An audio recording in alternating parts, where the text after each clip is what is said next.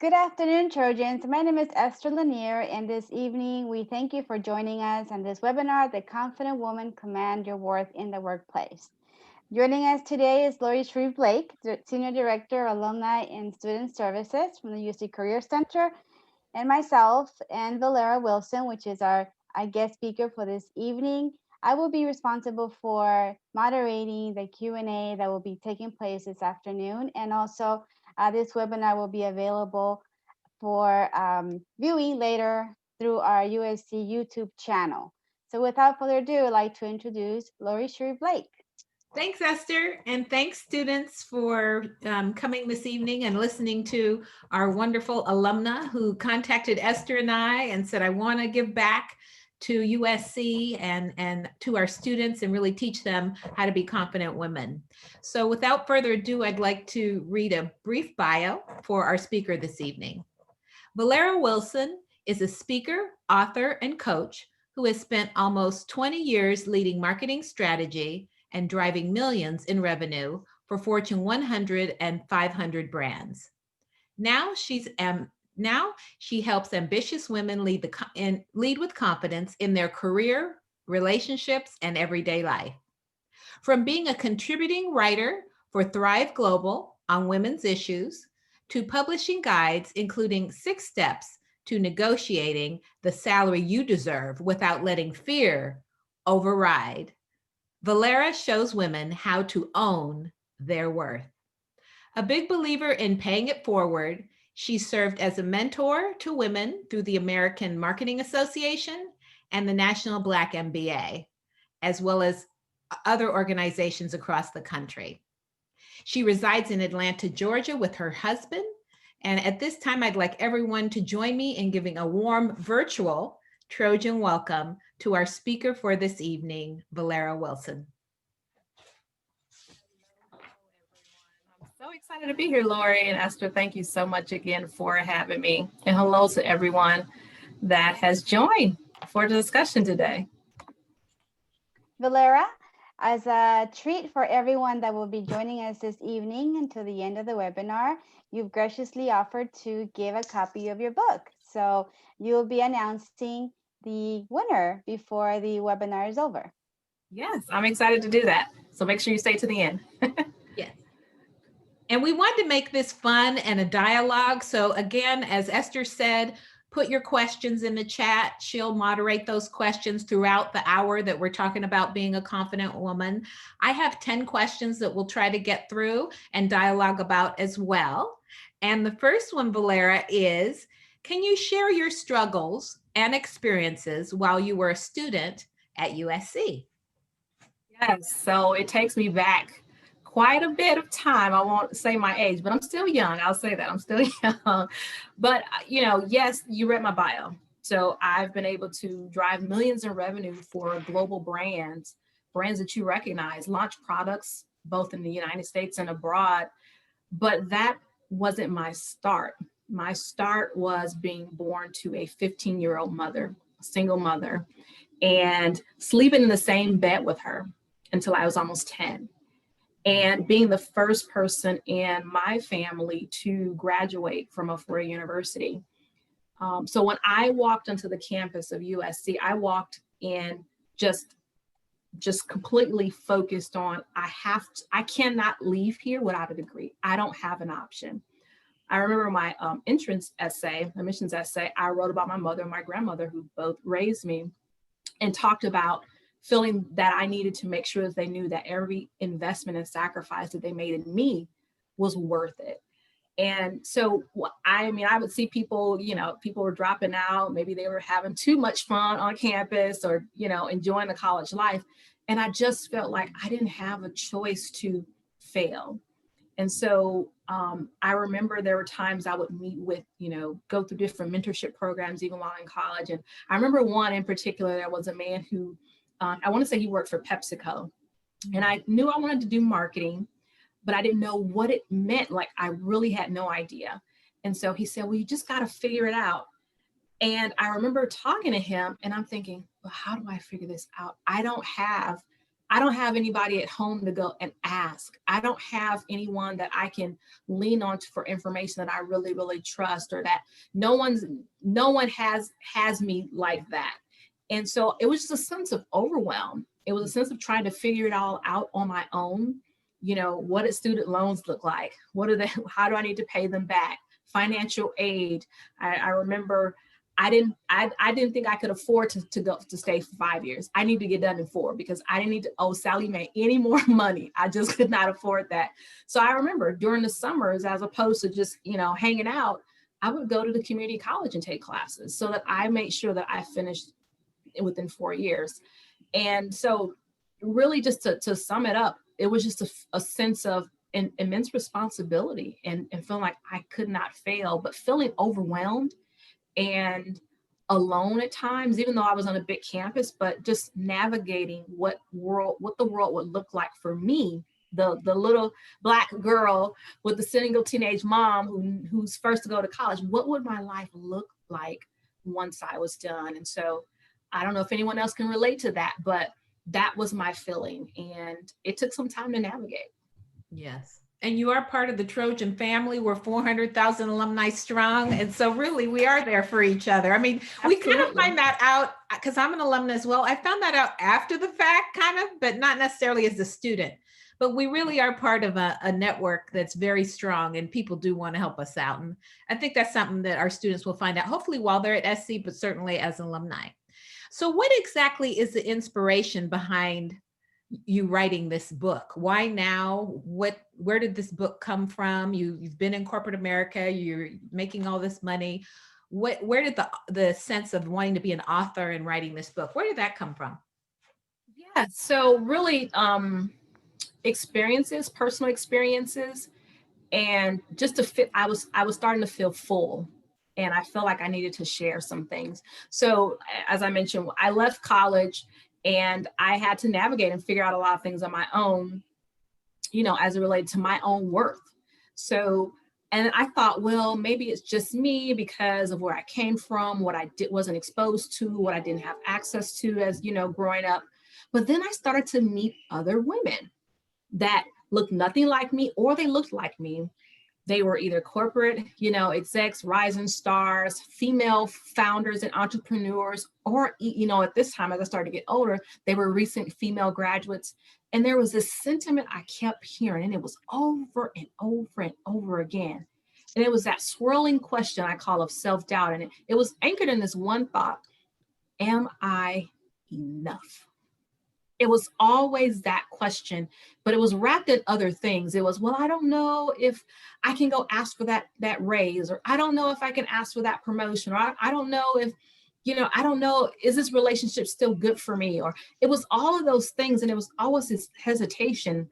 And I realized I was doing a lot of my own life. Even when I remember the first time I got out of college and got my first job, sad to say, I did not negotiate, because I was just happy that they invited me to the table. I just thought, well, they surely could have asked someone else, and I don't have any room to bargain. I should just be happy with whatever I got. And I started to hear the same sentiment of other women. And then I started to realize, as I started to connect with a lot of information and just experiences and mentors and sponsors, that literally and figuratively, when we don't believe in ourselves, when I didn't believe in myself, I was shortchanging myself. And so were the other women around me, because of the money that we were losing by not asking, for the quality of life that was impacted by the relationships we were in or not. And so I just felt like I wanted to write a book to my younger self, honestly. That would have been, you know what, if I could do it all over again, this is what I would tell me, a younger version of me. This is what you're worth. Add some tax to it, by the way, and share that message with other women, both young and older, because so often in times throughout life, we need to know that we are worth something, and that we're absolutely worth more than what we might imagine. Exactly. And then the power of negotiating, you know. Yes. And what I found interesting, having, you know, worked at the Career Center for 20 years and having coached lots of alumni over the years, is that when there's a job description and women and men see it, if they have 50% of the qualifications, they apply. Women, we look for 90%. And Yes. so it really, and it's not something that we're kind of taught growing up about negotiating. but it really is so important. And that leads me to another question I have. Why is the message of confidence and self-worth to students so important today? Sure. Well, because really today, I mean, as you know, as a woman coming out of college, or men, whoever's on the call, coming out of college, you have to think about not just the job that you're going to get. Think about what your life, because the job you take today is going to impact you 10 years from now and 20 years from now. And I think I mentioned it earlier, but confidence allows you to ask for what you really want and what you're really worth. Whereas when you're not as confident, it forces you, and you shrink back and you hide. So you may not ask for what you really want, and when you don't ask, you don't get it. So if that could, I was reading a study where it says so often the pay gap will start as soon as a woman graduates from college. And it just grows even exponentially from there. And it equates to millions of dollars over your lifetime. So I think about that and I say, wait a minute. So that means that impacts where I could live today. It impacts how I live today. It impacts where I can travel and vacation. It impacts if I can take care of family members or parents or anyone around me that I care about. It impacts how I live when I retire. All of those things are impacted because of what we do not ask for.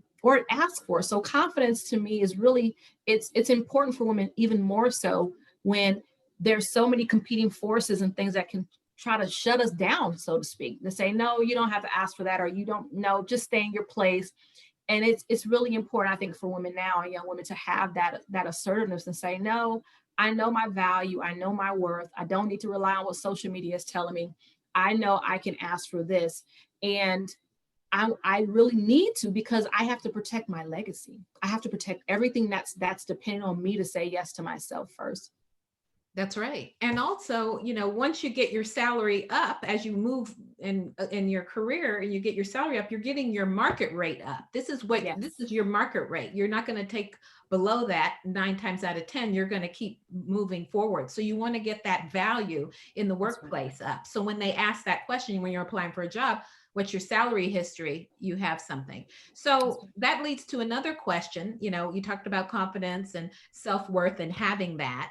And, we've all got this other voice inside of our head that says, am I worth it? Or what if they say this? Or what if they say that? How do we handle that when we have that internal voice that's kind of being negative when we're trying to move our careers forward?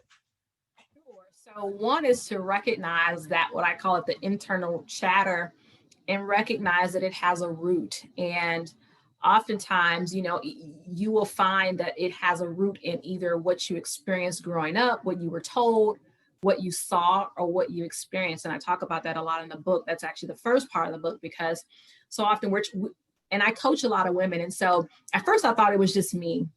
And I thought, well, maybe I'm just getting too soft on the emotional side of negotiating or owning our worth. But then I started to experience something. So I would talk to women and they would say, well, I'm terrified of interviewing. I always get tongue tied, or I don't want to negotiate. I don't want to do that. And then, or I'm afraid to speak up in meetings. And then we would start getting to so tell me why, like, what is that about? And inevitably it would go back to, well, growing up, I heard this about me. My parents didn't allow me to do this, or this happened to me. So there was always a root. And so I always say that the internal chatter has a root. So it's so important to take the time to really examine that. What were you taught about you as it relates to your worth?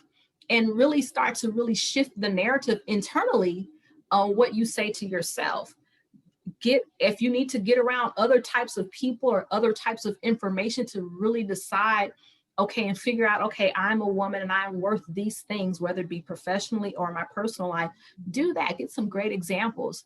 But the internal chatter often comes from that either self-perceived inadequacies or some very real experiences that we've had. And so we've got to really address them.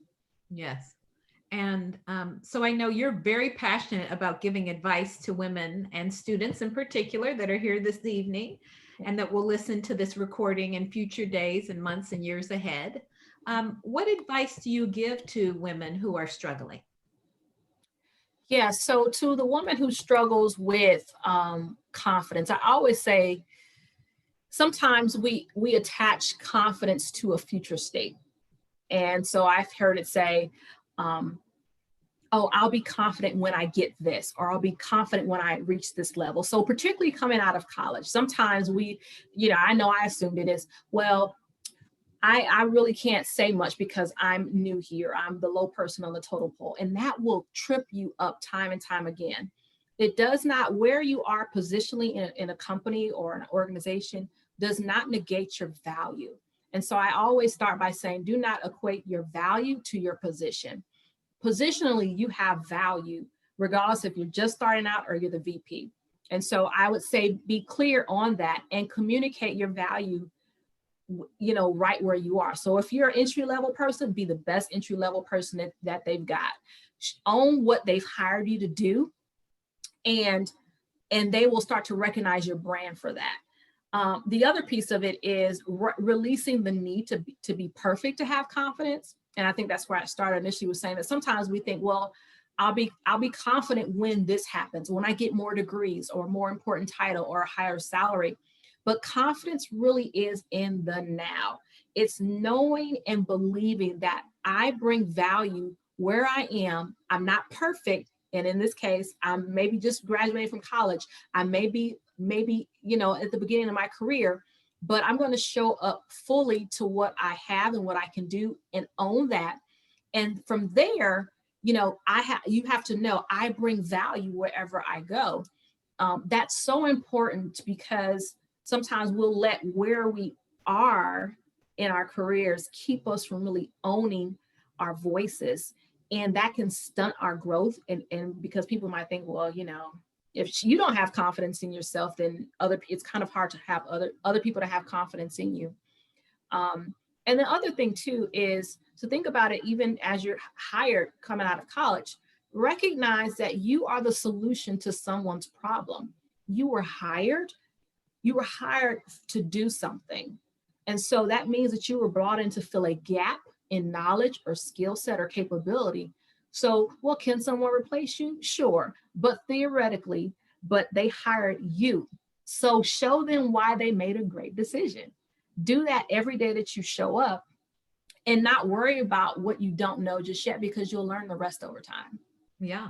And even like with confidence, having mentors and, Yes. when you get in an organization, are there people that can also maybe build your confidence? And how do you identify those people that might Sure, help great. build? And it could be outside the organization too, but yeah. Great point. So, Lori, that's a really big point, actually.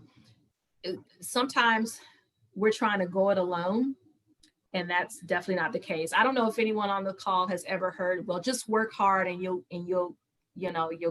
make it to the top. That's not always how it works, unfortunately. And that's, it sounds good, but theoretically you advance at the rate in which you raise your hand and say it's what you want, and the rate in which you're willing to network and develop relationships.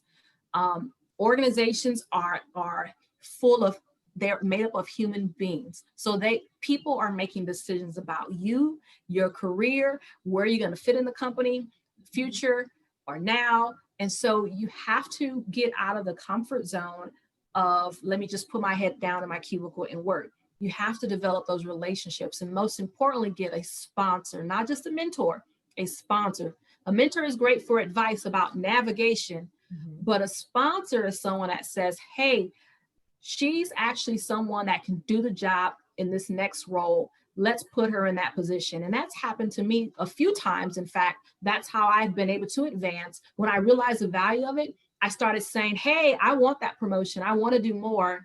And they started to help me get to where I wanted to be. So it's really important to develop those relationships with people in the organization further along than you that have the ability to make decisions and speak on your behalf when you're not in the room for those opportunities.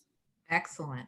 And I love that idea of the sponsor. Is that somebody that you reached out to become a sponsor? How do you get a sponsor? Sure. So a sponsor, it can happen organically. The first and most important thing is that you have to be doing great work, right? Because a sponsor is typically someone maybe 2 levels ahead of you, or even a level ahead of you, who can promote you. That's pretty much what sponsors do. They can put you in places that you want to be, because most people don't realize that decisions are being made in closed doors, behind closed doors, about people's advancement. So a sponsor is typically someone that can, again, speak on your behalf and your skill set to people in the room with them that are decision makers. And so, to your answer your question, I got sponsors really and honestly by doing great work, being known for that great work, and then raising my hand and saying, hey, I want to do this. I want to grow. I want to move here and grow. And that's when people start to come to me and say, hey, here's an opportunity. But it wouldn't have happened, Lori or Esther, if I would not have said it was what I wanted to do, because it doesn't magically happen all the time. 90% of the time, it does not just magically happen. You have to say, I want this, I want to go here. And it just, things start happening in motion when you do that and get the right people behind you. That's right. If you don't speak up, and because they'll think that you're in that role and you're happy in that role. Exactly. You're That's perfectly exactly happy. But if you articulate that, and as my dad would say, let it be known. That's right. You have to let it be known that what you want, because no one, and that's, I think we're going to maybe talk about that, but you have to be your best advocate. You have to advocate for yourself. No one knows. My brother always says, closed mouths do not get fed. Yeah. They just don't. So if no one knows that you want to move into, let's say you're in one organization, you want to move to another, how would people know that unless you met with them to talk to them about that? So you have to absolutely raise your hand and say what you want. So how do we get the courage? How do you advise women to get the courage to raise their hand? A couple ways. When you really think about it, there's always things happening behind the scenes. And I always like to say it as, if there's only 8 chairs at a table, only so many people can sit down. And if you don't sit down in your seat, someone else will sit there for you. And it's an analogy, but it's but it really is related to the fact of there's someone else that's asking for what you want and getting it simply because they've asked. And then there's someone that's asking for it and they're getting it because they knew the right people to ask for it. Which one of those scenarios sit well with you? Is a question for everyone on the call. None of them sit well with me. So it's important to say, okay, if I really want something, I have to say that's what I want. The other piece of this is that really, as I mentioned earlier, is that you really are fighting for your legacy. You really, really are. And it's not a joke. It's, hey, if I don't speak up and say this is what I'm really going to go after, then I can't blame anyone for what I don't get. I can't blame anyone for being at an organization or a company for 10 years and never being promoted. That's not always their fault. Now, if you've asked a lot of times and then you've not gotten it, that's another conversation. But if you've never asked, you've never raised your hand, it's kind of hard to blame the organization. But when it comes to courage, I always say, listen, wouldn't you rather find out sooner than later if the answer was going to be no?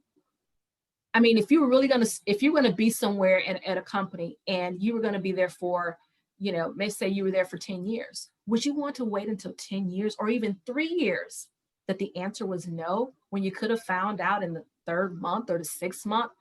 And with that, there's time that we lose when we don't ask for what we want, because if the answer is no, we've wasted more time. But if the answer is yes, we've accelerated ourselves even further. So I always tell people to think about that too. Yeah. And I know, Esther, we have a great question that just came in. Yes. And our question is from Lindsay. When doing great work, how do you get out of your supervisor's shadow? Perhaps a supervisor who takes credit for the team's work, but never spotlights anyone besides themselves. Oh, great question. So let me share with you how you can handle that. There's a couple ways. One is to make it clear that your goal and desire is to advance. And I always say that when you're meeting with your manager, you can't just talk about the projects or the work at hand. It can't just be task-based conversations. You also have to set aside time, whether it be 30 minutes or what, to talk about your development. Once you move into corporate, they're typically annually their development goals that you have to sit down with your manager and put in place. And if there aren't, you need to develop them and say, I want to meet with you every month to talk about my development, because then you put it out there that you are very intentional about your development, and you get them into the partnership of helping advocate and advance you. And what will happen is that you will, in that process, you can communicate and say, hey, I would like to be able to present some of the ideas that I'm whether, let's say you're creating a deck or a proposal. Hey, I would like to join you for those meetings. I would like to, have a meeting with your boss and talk about my growth and advancement. Hey, I would love to be able to talk more about how I can grow with this company. Always attach it to your growth with the company. Okay. And then from there, what you'll start to see is either one of two things, is that they're either going to be a partner or a roadblock in that growth. But you want to find out, again, sooner than later, if that's the case. Do you have an advocate or an adversary? And I don't mean that in a mean way, but very true. Because the reality is that sometimes managers aren't supportive of your dreams and goals. And that's okay, because it's on you, the person, to be your advocate. So you want to find out, hey, I want to meet with you about my development. When you do that, hey, I want to meet with you every month for 30 minutes. You will start to see in their actions, are they on board with that? So hopefully that answers the question.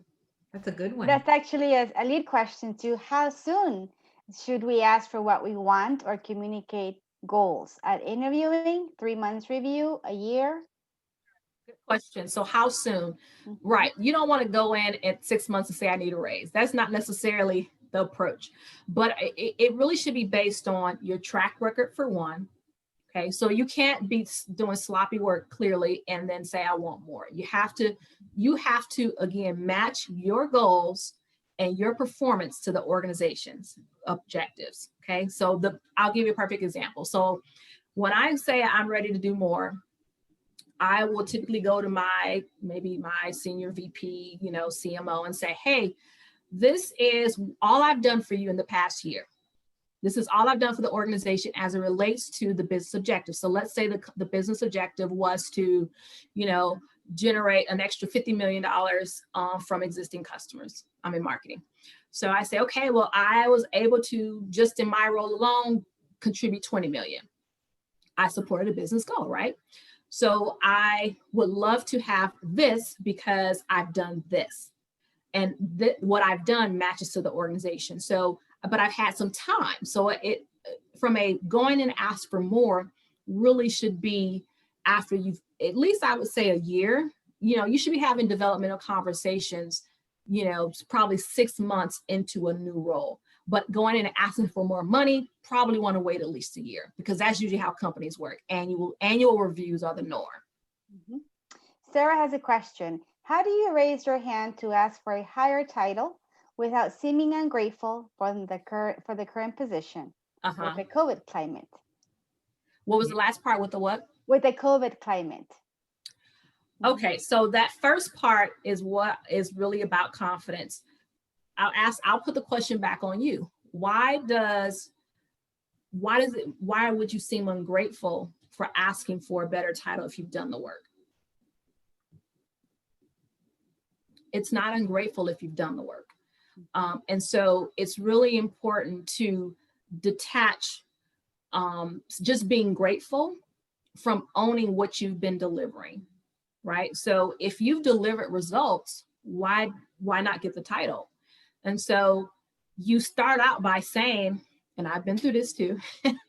A lot of this is in the book. I've been through a lot of these. So you express your excitement and all that you've learned and the opportunity to learn everything you have in the current role. And then you pivot and say, I've learned so much and I want to continue to grow. And so I would love to be considered for an advancement or promotion opportunity. I've done X, Y, and Z, and I see an opportunity here, or I would like to be considered when the opportunities present themselves. So that's the first part. And then from there, you can say, that's when, again, it goes back to developmental conversations with your manager. If they say, okay, what are you thinking? Say, well, I would like to put together a plan. Like, what do I need to do in order to get that next role? What are the gaps? Or you can say, where can I grow from here for that promotion? How can that become a reality for me? Because again, you want to bring your manager, to the degree they are a partner, into partnership and creating that opportunity for you. And then also, you can also, again, meet with other people in the organization. You can start to say, I really admire the work that you do as a leader here. And I'm always trying to figure out, learn from others and learn how did you get from where you are. I used to set up informational interviews a lot. I would just set them up, and I became just connected to people because I would just do that and became inquisitive about what they did. And then I would just see it in there, yes, I'm looking for a promotional opportunity, I'm trying to figure out what's next, or thinking about that as I continue my career or tenure here with the company. And then things will start to come up. And that actually happened a few times where I didn't even have to interview for positions. They were just given to me because people knew, oh, Velera's already said that she wants that role. Let's just give it to her. We know she does great work.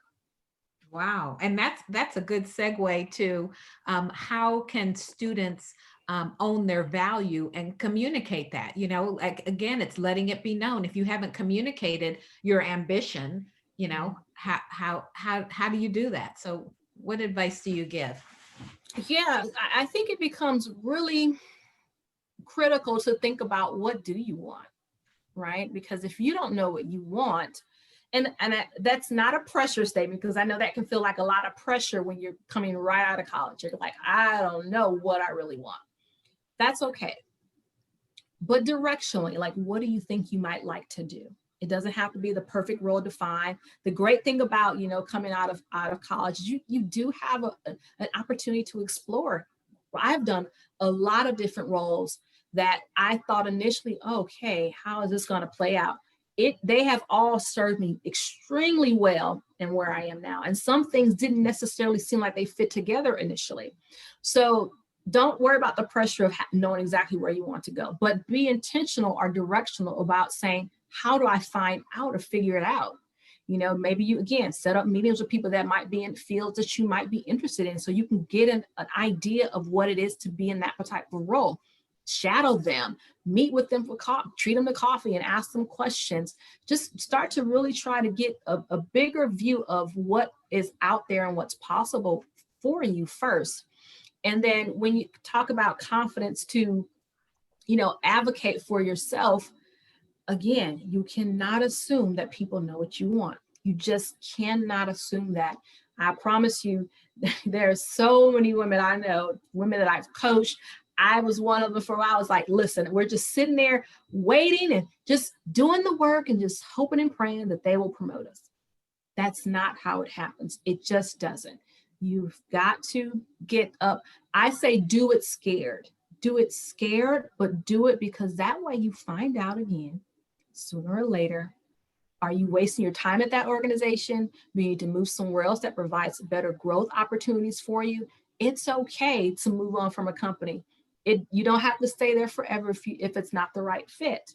You can move on, but you want to find that out. But you got to talk about what you want first and be okay with it. You don't have to have it perfect. Just keep learning and keep trying. Mm-hmm. And during these times of COVID and budgets being cut and downsizing and, the job market being competitive, if they don't have money to give you, how would you recommend people negotiate during this kind of COVID time where there are businesses that are doing very well, pharma and tech and, food and beverage, they're doing fine. But, what if you find yourself in an industry that's doing okay, and here you want this promotion or extra money and there's nothing there? I mean, what else could they negotiate? Well, if you are, there's two scenarios. If you're in the organization already versus if you're being interviewed. So if you're being interviewed, there's always a little extra in the bucket. HR has a range for that position, and most will err on the conservative side, on the lower side, when they offer you, because one, they expect you to negotiate. Two, remember that HR is working in the best interest of the company. So they're not going to offer you the highest range if they can get you for the lowest range. So it becomes your responsibility to ask for more. And I always suggest to, I talk about that in the book as well, as I always suggest going to like a salary.com or salarywizard.com, or even talk to recruiters that fill your positions and get an idea of what's the salary range for someone with my experience going into this role, living in the city that I'm going to take the job in. The city is really important because cost of living in California is totally different cost of living in Atlanta, right? So those three factors will give you the information you need to negotiate appropriately. So there's always extra room. And if you struggle with that negotiation, what you really have to think about is saying, okay, if you have a struggle with saying, I'm worth this, just do these few things. Attach it to the market rate. Attach it to, and I always give this phrase, and I say, based on someone with my skills and experience, the market commands this rate in this range. So I would want to be in this range. That way you put it on what the market is saying about you, versus then you saying, well, I just want this amount because I think that's what I'm worth. Give it to them market rate standards, okay? And that sometimes will alleviate the pressure that we might feel on ourselves if we're not quite comfortable with saying I'm worth this, or I put it back on the market. Someone with my qualifications and skills and education is worth X. Then if you're already in a company, sometimes that does become a bit challenging, but that's where you talk about timelines. And that can be kind of scary, but yes, because right now they may or may not have the opportunities for your advancement or the salary raise right now. But then you say, okay, well, what's realistic in terms of when we will be able to revisit this conversation and talk about my promotion or my salary raise? You put that on your calendar. Or you can say, would 6 months or would 3 months be realistic to revisit this conversation? Because I really would love to discuss it further. Be persistent.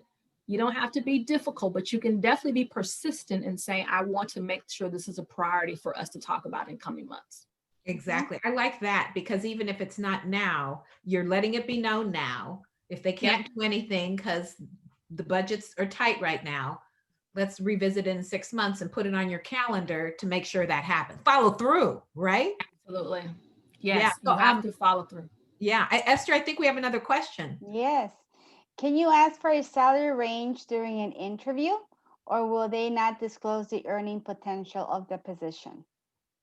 It varies. Some companies will tell you the range. I tend to not try to give salary ranges up front, but sometimes, rightfully so, recruiters will want to know what that is because they don't want to waste their time. If you're way out of their range, they don't want to waste the company's time or the HR person, whomever. So if you do, if they bring it up, I tend to see if they bring it up first, just a strategy. See if they bring it up first. If they do and they ask you for a range, I typically will say, okay, I give them a wide range. Like I'll give them like a 30,000 range because I'm not trying to get pigeonholed too quickly. I like to give, hey, this is where I would be at. And that's actually normal for salary ranges right now, or typically, because people might have different experiences or education. So give a wide range. And then you can say, well, here's my range, but after I've interviewed and we discuss the position further, I'll be able to give a much, a better answer. Okay. We have a question on the queue that's a little bit off tangent, but it reads, during an interview, what would you suggest we cover when we are asked, tell me about yourself? What can help us stand out? A really subjective question. I think you have to think about what does make you stand out, honestly. Really, what about the company is unique? Maybe particularly now in virtual interviews, I've heard things like, if you haven't figured it out, you see my book behind me, right?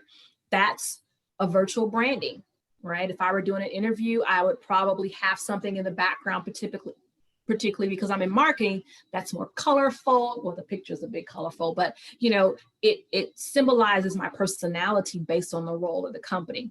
So no, you don't have to go out and buy their paraphernalia or anything like that, just put in the background. But I mean, showcase who you are. Think about things that maybe previous, internships or jobs have said about you. Think about, your characteristics as it relates to the position, showing that you have read the position. Think about your characteristics and your skill sets as it relates to the company. See if there's a way that you can kind of bring those in, but that's a very wide range question. But ultimately, when, knowing you have to just kind of speak to that. Okay. And so I have the confidence. I'm communicating that with my boss. I have my boss on board. We're meeting every month for 30 minutes to talk about my growth and all that. What happens if it falls on deaf ears and there's no response? I've been there too.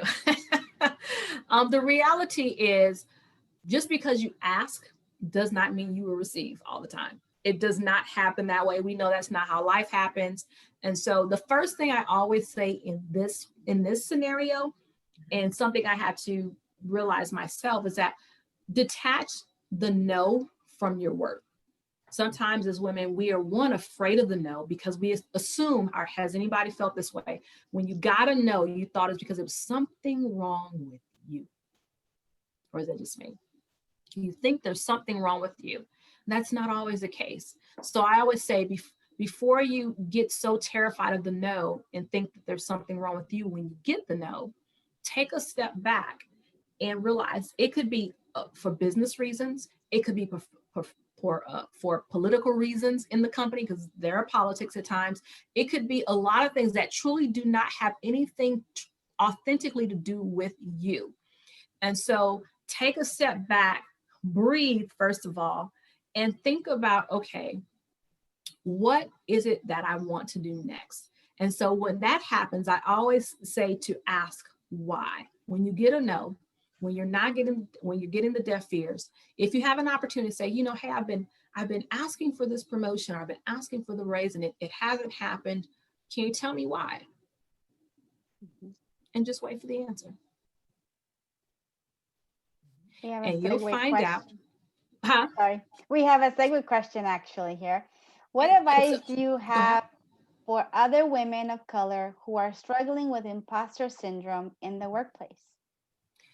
Yes, I just did a conference on that, a session on that.